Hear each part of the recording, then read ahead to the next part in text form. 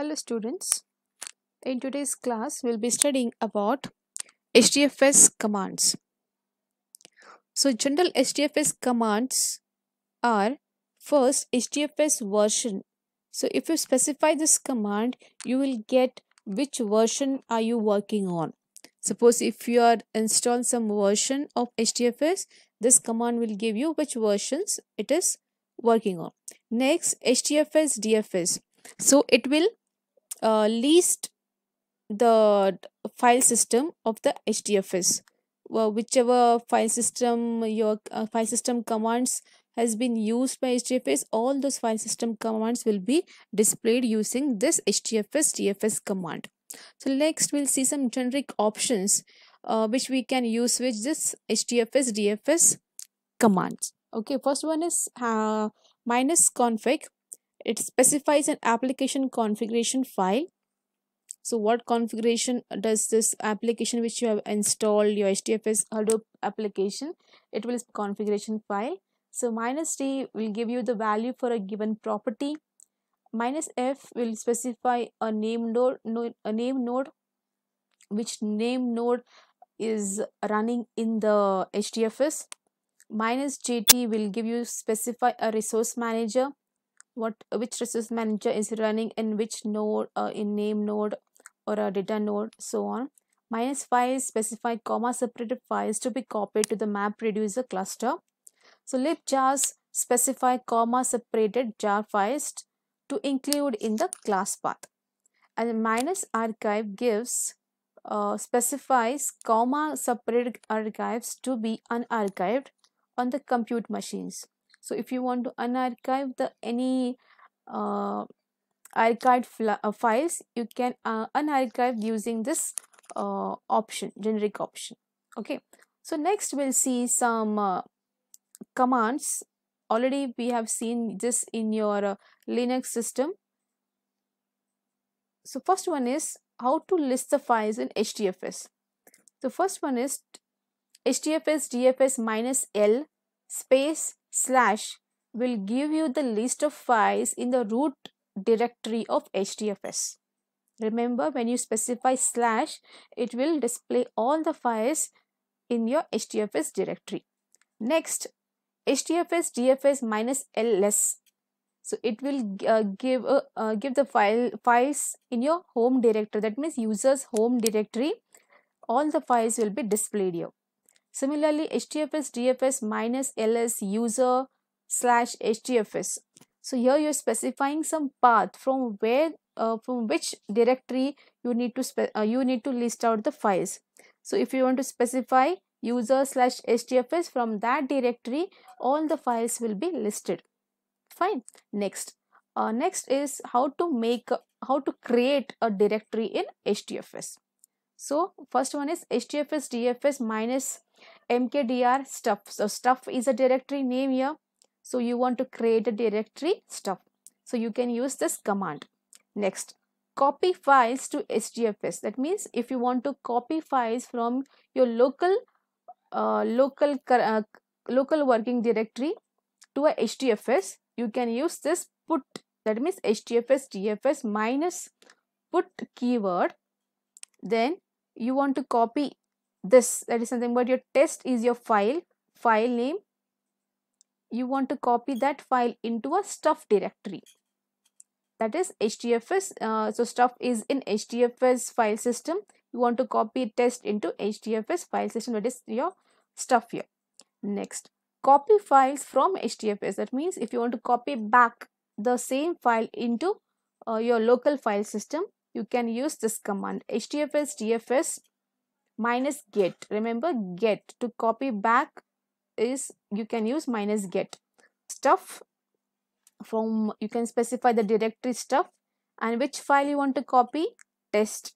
This test file you want to copy back to this path. Your path is, this path specifies your local file system, test test minus local. Next, copy files within HDFS. So within HDFS we can copy files using this command HDFS DFS minus CP. It will specify this keyword minus CP stuff slash test from this directory, this file, to it can copy this file into test.htfs. Now we'll see how to delete a file within HDFS.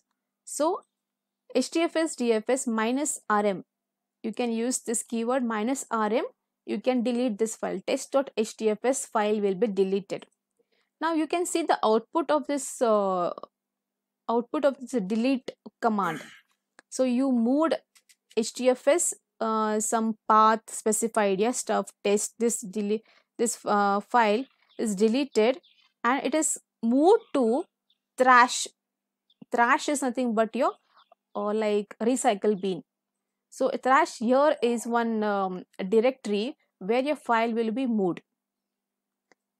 Next, if you want to delete that file permanently, you can use this command htfs dfs minus rm, and you can skip trash. That means I don't want to store that stuff or a file into a trash, so directly you delete or permanently you delete. So your deleted file will be stuff slash test. This test will file will be deleted from the directory.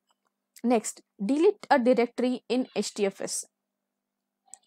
So HDFS DFS minus rm minus r minus skip trash stuff. Now here one more keyword is used, minus r. So minus r means recursively delete all the files in that given directory. This from I have given a directory called as stuff. Recursively delete all the files from the given directory. So your whole directory will be deleted here. And remember, we have also specified skip trash, so it will not move to the trash directory here. Now next one is get an HDFS status report.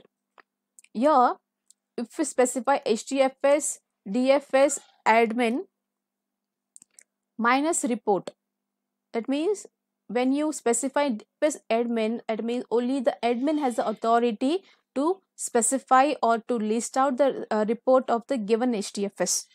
So when you specify DFS admin, it means admin will be specifying. If you specify only DFS user will be listing the report or any files here. But remember, the report will be always be listed by the DFS admin here.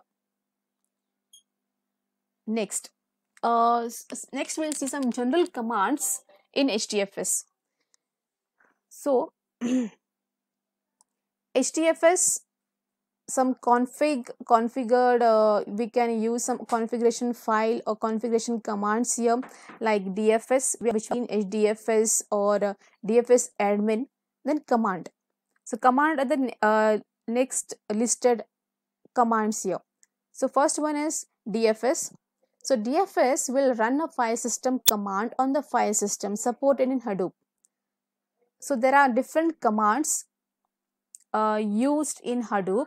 So if you run this HDFS DFS, so this command will give you all the commands which are used by the Hadoop or supported. Okay. Next, name node minus format. The format, it will specify the format the DFS file system will be using. Next, secondary name node. So in case your name node, it will be failed or it will be destroyed or something happens to the name node, you can run the secondary name node, that is by using secondary name node. Next, if you want to run the name node, use this command, run the DFS name node. General node, run the DFS to run the DFS general node. ZKFC, run the ZK failover controller daemon. ZK means zookeeper. Zookeeper FC. So it will keep the track of the file system. So if anything happens to the file system, so it will keep the track of failover. Whenever any failure happens in your file system, Zookeeper will keep the track of that file system. Next, data node. If you want to run a data node, you can use this command, data node. DFS admin, run a DFS admin client. HA admin, run a DFS HA admin client.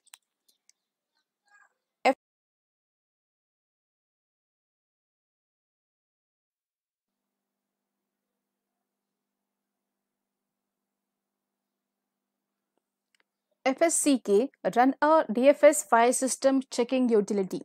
So FSCK will be checking the file system in DFS file system. Next, balancer run a cluster balancing utility.